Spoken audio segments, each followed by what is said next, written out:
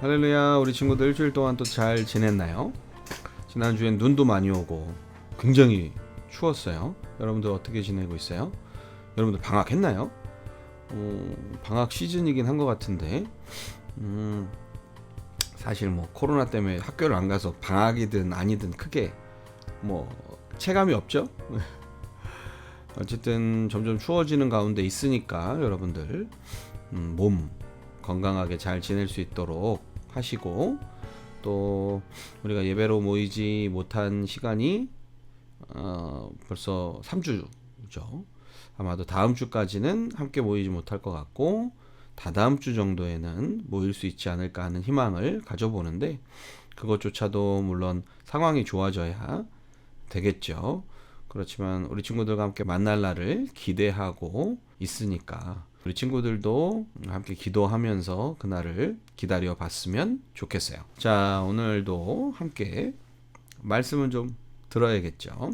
자, 이번 주 우리가 들을 말씀 함께 볼까요? 오늘 함께 읽을 말씀은 출애굽기 3장에 있는 말씀이에요. 출애굽기 3장 14절 말씀입니다. 자, 출애굽기 3장 14절 말씀.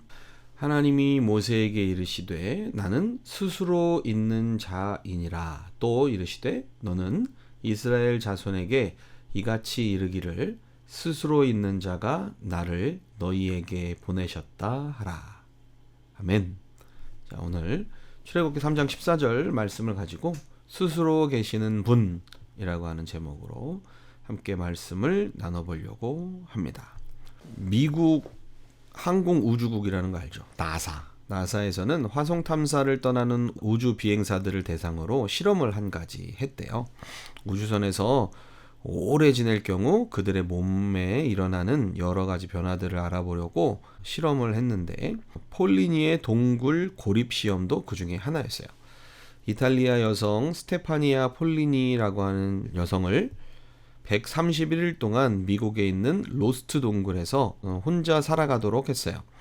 살아가는데 필요한 물품이 제공되었고, 인공 조명도 주고 침구류도 주고 농사를 지을 수 있는 기구도 주고 간단한 요리 도구들도, 그리고 외부와 연결할 수 있는 컴퓨터, 그리고 관찰용 카메라도 설치를 했고요. 그곳에서는 폴리니가 꼭 해야 할 일들은 없었어요. 그냥 하고 싶은 일들을 하면서 지나면 되는 거였죠. 여러분이라면은 이곳에서 누구의 도움도 없이 홀로 그렇게 스스로 살아갈 자신이 있어요?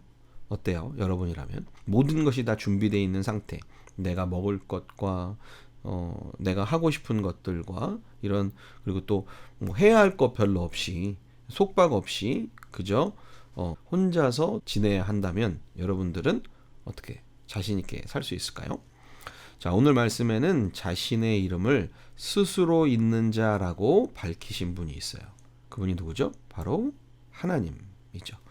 하나님께서는 어느 날 광야에서 양을 치고 있던 모세에게 찾아오셨어요.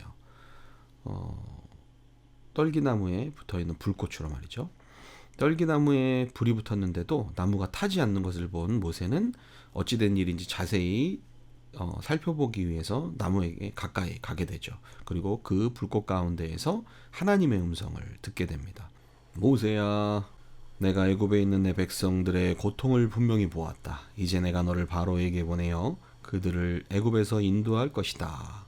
하나님은 모세에게 그렇게 말씀하셨는데, 모세는 처음에는 하나님의 부르심을 거절했어요. 제가 누구이건데 감히 바로에게 가서 이스라엘 백성들을 이끌어낸단 말입니까? 하나님께서는 모세에게 내가 반드시 너와 함께 하겠다 라고 말씀해 주셨어요. 모세는 하나님께 다시 한번 물었어요.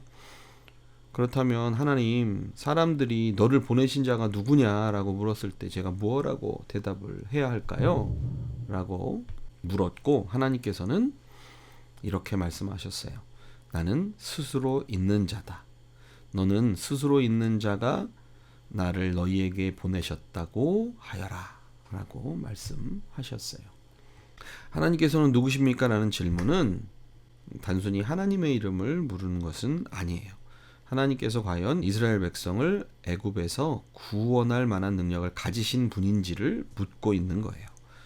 당시 이스라엘 백성들은 430년 동안 애굽의 지배를 받고 있었거든요. 그 오랜 시간 동안 가장 강력한 나라였던 애굽에 있는 신들을 과연 누가 쓰러뜨릴 수 있었을까요? 그래서 모세는 이스라엘 백성들을 대신해 하나님께 물었던 거예요. 하나님께서는 어떤 분이십니까? 애굽의 강력한 신들 앞에서 무엇을 하실 수 있습니까? 그러자 하나님께서 모세에게 자신을 이렇게 소개하셨습니다. 나는 스스로 있는 자이다. 이것은 무엇을 뜻하는 걸까요? 우리가 아까 얘기했던 폴리니의 동굴 고립 시험에 대해서 다시 한번 이야기해 볼까요? 실험 결과는 어땠을까요? 폴리니의 몸은 깊이 병들었어요. 햇살이 잘 들지 않는 동굴에 혼자 있다 보니 생체 리듬과 면역 기능이 문제가 생겼어요. 규칙적인 생활을 하려 했지만 시간 감각도 점점 사라졌어요. 뿐만 아니라 기억력이 크게 떨어졌고 감정 조절이 어려워서 시도 때도 없이 울거나 웃기를 반복했어요. 영양가 높은 음식들을 꾸준히 먹었지만 체중은 9kg이나 빠졌고 비타민 D를 비롯한 필수 영양소들이 몸에서 많이 빠져나갔죠. 이 실험을 통해서 우리가 알 수 있는 것들이 있어요. 사람은 절대로 혼자 살 수 없다는 거예요. 사람은 우리가 생각하는 것보다 더 많은 것들을 필요로 하고 다른 사람을 의지하며 살아요. 사람은 단지 생명을 유지하는 조건들이 있다는 것만으로는 살아갈 수가 없어요. 따사로운 햇살도 좀 쐬야 되고 산책도 좀 해야 되고 비를 맞으며 깊은 생각에 빠질 때도 있어야 하고 누군가에게 사랑과 인정을 받기도 해야 하고 지식과 지혜를 배워야 하기도 하고 심지어는 아무 의미 없는 이야기라도 하루에 몇 마디씩이라도 누구와 나눠야 마음과 정신 건강에 좋고 또 행복한 삶을 살 수가 있어요.